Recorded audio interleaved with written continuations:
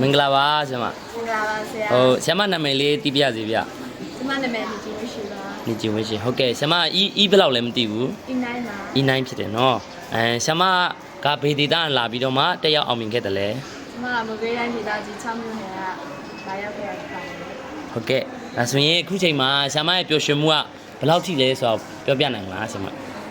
အရင်ပျော်ရွှင်နေပေါ့နော်ပျော်ရွှင်လို့ဖျက်ဖြုံလည်းကျေးဇူးတင်မိတယ်တကယ်ချင်းတွေကိုလည်းကျေးဇူးတင်မိတယ်သမားတို့လည်းအရင်ကျေးဇူးတင်မိပါတယ် ဟုတ်ကဲ့ပါဒီကြောင်းတက်တဲ့ကာလတစ်လျှောက်လုံးမှာပေါ့နော်ဆရာမဘယ်လိုတွေများစူးစမ်းခဲ့တယ်လဲမသိဘူးเนาะအဲ့ဒါပြောပြပေးပါဦး စူးစမ်းခဲ့ရတော့ဆိုရင်တော့အဲ့လိုကြည့်တော့စူးစမ်းခဲ့ရလို့ဆိုလို့လဲ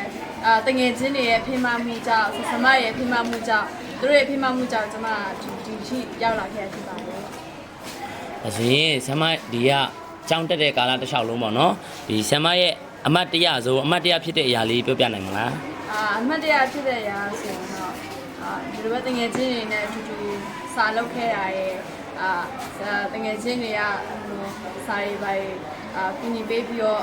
ပြောပြခဲ့တယ်ဒီမျိုးဘယ်လိုမျိုးလေ့လာရမလဲဘယ်လိုမျိုးစက်မဲ့ရမလဲဆိုတာကိုသူတို့တွေကသင်သင်ကြားပေးတယ်ပြီးတော့စမတွေကလည်းတကယ်ပဲသူတို့ရဆက်ရှိသိခံပြီးတော့သင်ကြားပေးတဲ့အရာတွေအတူတကွကစားခဲ့အတူတကွ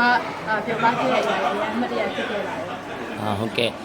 ဆရာမအကြောင်းပြီးသွားတဲ့နောက်ပိုင်းမှာဘာတွေလုပ်ဖို့ရှိလဲမသိဘူး ။ကျောင်းပြီးသွားရင်ဘာလို့မလဲဆိုရင်တော့ကျောင်းပြီးသွားရင်တင်တဲ့တက်ပြီးရမယ်။ပစ္စည်းမချိုးစင်းမယ်လို့ရှယ်ကမှမချိုးစင်းမယ်လို့လုပ်တာပါ ဟုတ်ကဲ့ပါမူချူဆက်လုပ်မှာပေါ့နော်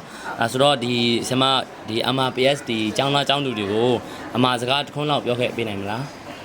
မှာစကားဆိုရင်တော့ကိုတက်လာနဲ့ကြည့်ပြီးတော့ပြောရမယ်ဆိုရင်တော့ဒီကျန်ရတဲ့ကျောင်းသူကျောင်းသားတွေ